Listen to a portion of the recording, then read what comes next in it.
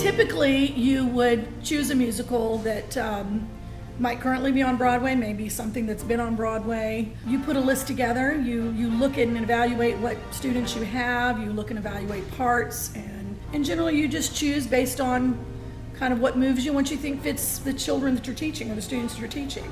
However, this time what we decided to do was, and to better showcase each student, their individual gifts, and to give an opportunity for some of the kids who really maybe didn't want to be front and center, but wanted to participate at least, to do more like a showcase of Broadway numbers, musical numbers from Broadway shows. However, what made this one unique is that we chose to write and create our own story that we could coordinate with the music.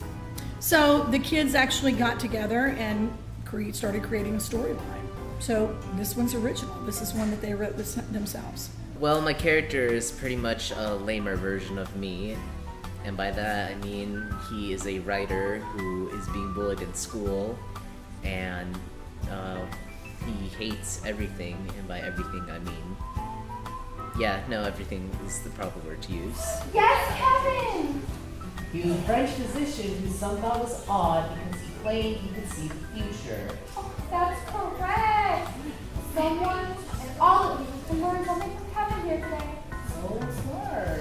Better than you. Oh, really? No, sure. Which results in him dozing off like me in class. So after falling asleep, he has a cynical look on everything, which then moves into, it's like, oh, maybe I do want to follow this dream of mine after a musical happens. He feels his life is mundane and boring, and he's dealing with what we all deal with, these students all deal with at school, might be bullying or, parents, teachers, kind of. Maybe you're right.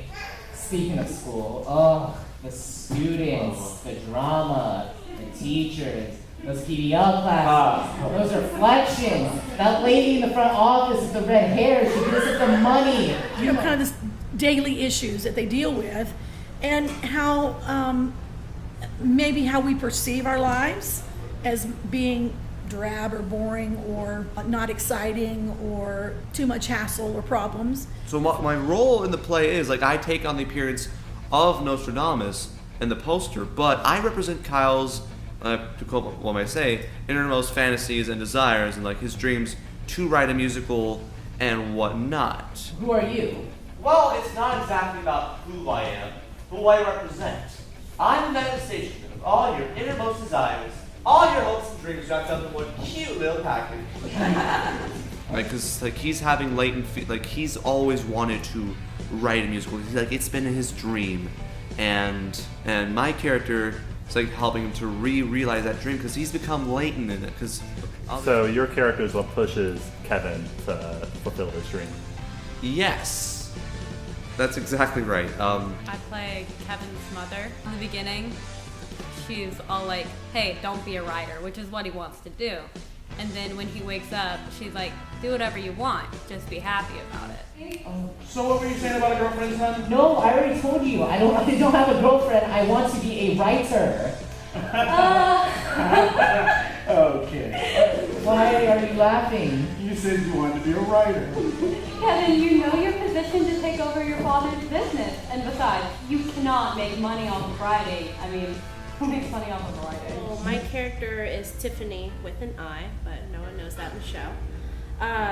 And she originally started out as a very preppy girl, but soon that character kind of got lost, so I started wearing a backwards hat. And I decided to go as a stereotypical popular guy, as a female. But okay, so I'm Nona. I'm supposed to be the bad girl love interest that pretty much fights with her over Kevin. Oh, Kevin, come here for a second. Okay, what's up? I have a confession today. I have something I need to say first. So my character played the bully to Kevin, and basically I was mean to him throughout the whole musical until we met again later on where his life became real again. Then I was actually nice and we became friends. Why don't you get out of here? This could get dangerous. Wait, what? What about me? Well, you'll be fine, I promise. Don't leave me! Well, look what we have here. Yeah. How about you? What do you two want? Since you asked nicely, Yeah. let me handle this. Well, so my character in the story is Milton. So Milton's more of I guess you could say he's the jock in the scene, or in the story, he's the bully in the scene, pretty much getting Kevin to liking my songs to step into the bad side.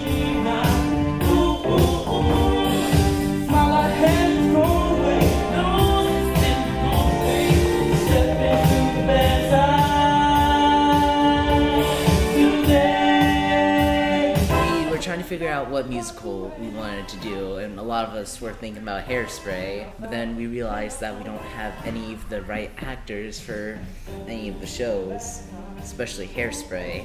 We then moved on to writing songs we wanted to sing, and one of the big ones was like, it's a musical, because I thought, man, this is hilarious. It's pretty much exactly what the show is about, a boy who wants to write a musical but doesn't know how to write a musical, and this song is just a cut and paste of what a musical is, and Miss Julie loved it. So I love a lot of the songs because a lot of them were very touching songs, and then some of them were just plain fun, like a musical, and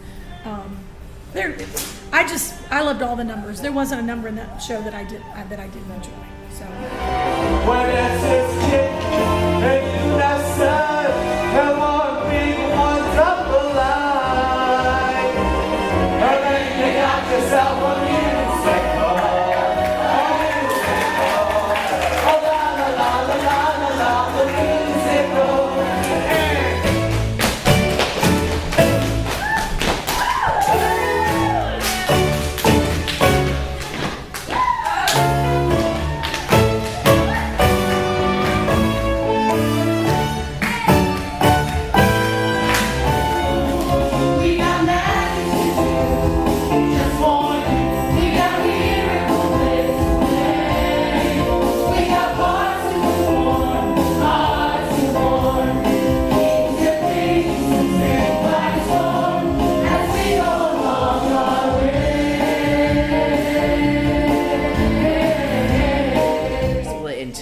Different groups to write out the scenes. Since different characters have their own scenes, Mr. Julie thought it would be a great idea to have us all write our own individual scenes. Frankie wrote most of like Act 1 and put a lot of effort into his script writing, and it was really good. I wrote the scene for me and Kyle when I first meet him, and I wrote the second scene. It was fun and difficult at the same time. I just like let the thoughts stew in my head, what the words of dialogue will be. Kevin, that was your childhood. You spent so much time and effort on it. You just blow it off like that and meant nothing at all to you? Like, what happened to you, Kevin? Oh, why are you yelling? You sound just like my parents. You changed. Like pretty much the first draft of the original scene I had for my first meeting with Kyle and the scene afterwards, like basically the same as it is in the production. And then I wrote two other scenes for after Time Warp and before Learn Your Lessons Well. Those kind of got changed because they took up too much time. What if this was about a kid's life and his life as a musical? So once we kind of got that little piece, everything started fitting together. And then the students collectively, for whatever roles they were playing, they were choosing, how setting up their own scenes for their scenario with their relationship with Kyle as the main character. And so they started writing their individual scenes, and then we had to obviously tie all that together somehow, and that was the real, not a problem, but it was certainly the most difficult part, was how do we take all that material and information and storylines and put it all together to make one cohesive story. Well, it was kind of difficult at first because everybody was coming up with like snippets, and then eventually we all got together and made a story out of it, and it was pretty good. So. You just leave class and I fell asleep in class. It's cool, it's cool. I'm late too. I was just talking to Coach about something. We worked on our scene ourselves, but we had already had our song chosen because that's the song we auditioned for the musical. So we already had practiced it, we were in the process of perfecting it, then we started writing our scene, and our scene went through, I think, 3 main changes. Yeah. We did the original. Yeah, and then she wanted more characters, so we did that, and then she wanted to simplify it again. I wrote an original script. I wrote like 3 pages worth, and most of the time it got changed, but that's okay because it like needs to be short, corrected or whatever.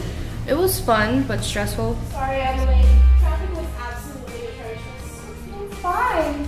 What's your excuse, Nona? You know what? Give me 10 minutes and I'll let you know when I got one.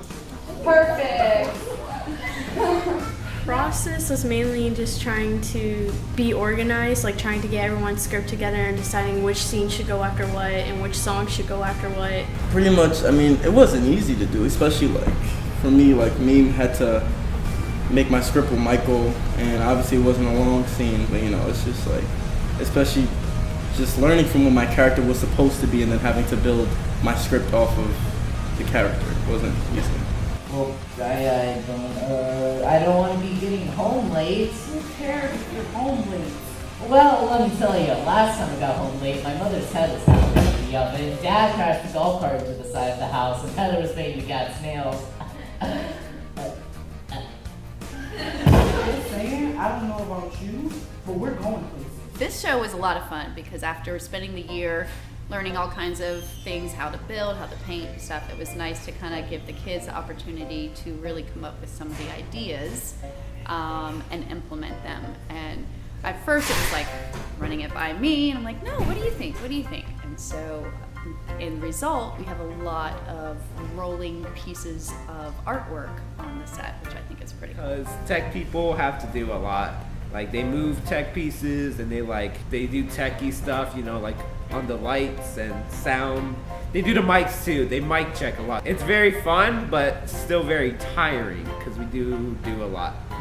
And I was also in the play, so it was like juggling, you know. In this show that we had to do a lot of scene changes and lighting and fog and stuff, so it was a much more active show, I think, to participate in as far as the actual performance and not just putting the set together and building and painting. So I think that hopefully was a fun part, and a little more lighting and stuff, which is the other tech, but still a lot of my same guys.